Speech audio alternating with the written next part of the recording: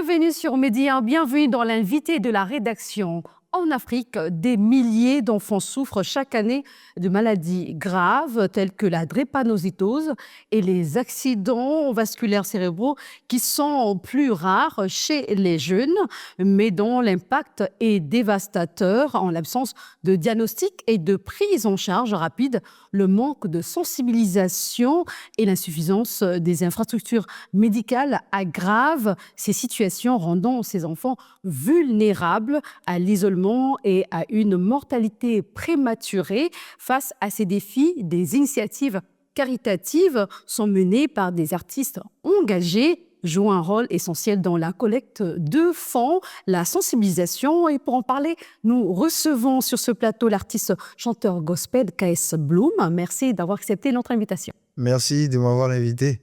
Qu'est-ce qui vous a poussé à vous engager dans la lutte contre les maladies infantiles, en l'occurrence la drépanocytose et les AVC? Je me suis lancé parce que déjà c'est une bonne cause.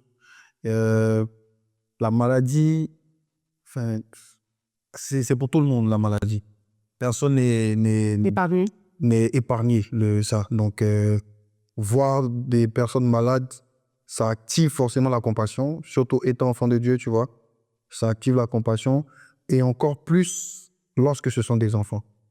Voilà, là, c'est doublement pénible à supporter quand on est là pour ça, justement, pour encourager et soutenir cette cause-là. Très difficile de voir les enfants malades et vous êtes engagé. Vous êtes l'une des têtes d'affiche d'un grand événement caritatif en faveur des enfants malades. Cet engagement est-il une première pour vous ou vous avez déjà mené d'autres actions en faveur des enfants ou encore des causes humanitaires sur le continent? En fait, les actions caritatives, moi je dis, je les fais chaque jour, on va dire. Parce que y a pas de moment clé. Enfin, c'est pas... on ne programme pas de faire du bien aux gens. On ne programme pas. Tu vois quelqu'un dans le besoin, même à des feux... tricolore, là, tu as des jeunes qui sont là, des enfants de la rue et tout. On essaie de donner quand même certains biais, certains conseils. Voilà, c'est toujours ça. Donc, le soutien, l'apport caritatif se fait chaque jour pour moi. Vous voulez faire du bien aux enfants, en fait, vous ne calculez pas. Pour vous, c'est un geste noble. Exactement, ouais. Parfait. Les enfants malades et leurs familles ont souvent besoin d'espoir, hein. Quel rôle jouez-vous en tant qu'artiste gospel à leur apporter à travers votre musique et vos actions? Je pense que artiste gospel, le premier rôle, c'est ça.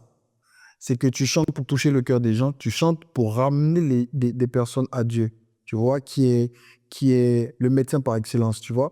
La médecine peut être limitée dans certains soins, mais moi, ma foi, on me pousse à donner des cantiques qui nourrissent de l'espoir dans le cœur de tout un chacun, malade, bien portant. Voilà, on n'arrête pas d'espérer en Dieu. Voilà, donc c'est ça mon apport étant un artiste gospel, de faire des chants pour rapprocher des personnes du Créateur, qui est le médecin par excellence. Et selon vous, quelle est la responsabilité morale des artistes face aux problèmes de santé publique sur le continent africain? Tout à l'heure, vous avez parlé de vous, mais j'aimerais bien que vous puissiez aussi aborder de façon générale, justement. Oui, on est directement impliqué parce que l'artiste est souvent la voix du peuple. L'artiste est souvent celui qui mène les combats, puisqu'il a la voix qui porte. Donc, on voit ces dernières années des artistes qui prennent position pour la cherté de la vie, des artistes qui prennent position pour dénoncer certaines choses au niveau du vécu des populations. Donc, c'est normal que, en tant qu'artiste, on puisse aussi sortir pour sensibiliser tout autour de ces maladies, apporter notre soutien et voilà. Parce que l'amour, certaines personnes chantent beaucoup plus les textes. Je veux parler d'amour, ce qui n'est pas mauvais, mais aussi la santé publique est importante. Bah voilà, la Bible nous dit, n'aimez pas en parole seulement. Moi-même, j'ai chanté l'amour, tu vois ce que je veux dire. Voilà, mais il faut des actes, il faut des actions pour soulager les malades. Il faut pouvoir leur apporter aussi ce qu'on a, les petites pièces qu'on a. Je pense, en fait, le plus difficile, c'est d'être en grand nombre, tu vois. Ça devient plus facile quand on est nombreux à apporter les 5 francs, les 10 francs, les 1000 francs, plutôt qu'une seule personne vienne donner 1 million ou 2, tu vois. Voilà, on est nombreux. Donc, le plus difficile, je pense, et le combat qu'on doit mener, c'est d'insérer ce genre d'action dans les habitudes des populations. Et dans vos textes aussi, je veux quand même revenir là-dessus. Dans vos textes, je disais tout à l'heure, vous parlez de chanter de l'amour, c'est très bien, mais le fait de sensibiliser les populations sur la santé publique, je crois que ça peut aussi changer beaucoup de choses. Bah oui, bah oui. Bah oui, parce que il faut sensibiliser pour éviter beaucoup de choses. Je voudrais quand même savoir quels sont, selon vous, les principaux obstacles qui empêchent une plus grande mobilisation des artistes dans la lutte contre ces maladies. Je pense que c'est le manque de soutien. C'est ça que je disais tout à l'heure. En fait, quand il y a beaucoup de mains, quand il y a beaucoup de personnes qui mettent la main à la pâte, c'est moins pénible à supporter. C'est moins, voilà, parce que tu peux vouloir faire des actions qui demandent un budget, mais tu n'as pas forcément le budget qu'il faut. Et peut-être au niveau des aides, des associations, c'est un peu compliqué d'avoir les aides pour pouvoir soulager comme tu veux. Donc, je trouve que c'est ça. Quand on regarde dans le fond, et donc ça fait que les artistes préfèrent eux-mêmes mener leurs petites actions, voilà, sans pour autant vouloir sensibiliser ou faire de grands tapages médiatiques autour des aides. Voilà, parce que justement, ils se sentent peut-être pas écoutés, pas soutenus, voilà. Et le concert en faveur des enfants atteints de ces maladies est un acte noble, je disais tout à l'heure. Pensez-vous que cet engagement pourrait inspirer d'autres artistes à s'impliquer davantage dans ces causes similaires ou bien dans des causes similaires? Bah, on l'espère. On le fait justement pour montrer la voie. Voilà. Et c'est ça, il faut montrer la voie, il faut aimer, il faut soutenir, il faut soigner tant qu'on peut. La Bible dit ne vous lassez pas de faire le bien. Il faut faire le bien tant qu'on peut.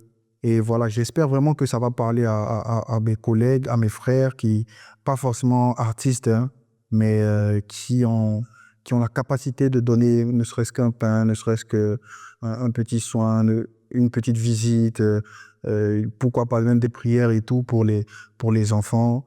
Voilà, donc j'espère vraiment que ça va les galvaniser dans ce sens.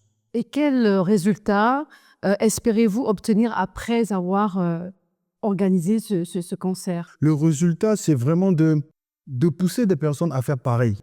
Tu vois, c'est à s'investir dans les œuvres, dans les œuvres caritatives, dans le soutien. C'est vraiment ça, en fait, le truc. Il y a des familles démunies. Hein. Et oui, et oui, c'est aussi essayer d'attirer l'attention des personnes qui ont la capacité d'aider dans ce genre de cas. C'est vraiment de les pousser à faire et non à rester en retrait. Tu vois? Parce que tu peux vouloir faire une bonne œuvre, mais tu ne sais pas vraiment comment ça se passe, tu sais pas. Et puis, vu que tu n'entends pas parler, tu n'es pas motivé, tu vois. Donc, nous, on vient, on le fait, vu que quand même, le Seigneur nous a fait la grâce d'avoir une voix qui porte un peu. Quand on le fait, ça inspire d'autres gens qui voilà, convergent vers ce genre d'action-là. Dernière question, vous êtes ivoirien d'origine, vous êtes connu au Sénégal, en Côte d'Ivoire, votre pays d'origine également partout dans le monde. Votre dernier album est intitulé Cadeau. Quels sont vos projets futurs? Les projets futurs, c'est des tournées. Déjà pour rencontrer mon public dans différents pays. On a commencé au Sénégal, on va aller à Kinshasa. Voilà. En République démocratique. Ouais, on va aller au Congo, à Brazza aussi. Bon, dans les pays où on est attendu quand même, on a une assez forte communauté. Donc, c'est ça les projets. C'est les projets proches. Parfait. Voilà. Donc, merci. Voilà. Merci infiniment, KS Bloom. C'était un réel plaisir de vous avoir sur ce plateau. Plaisir partagé. Merci pour l'invitation. C'est nous. C'est la fin de cette émission. Merci de l'avoir suivi. On se retrouve très bientôt sur Média. Portez-vous bien et prenez soin de vous.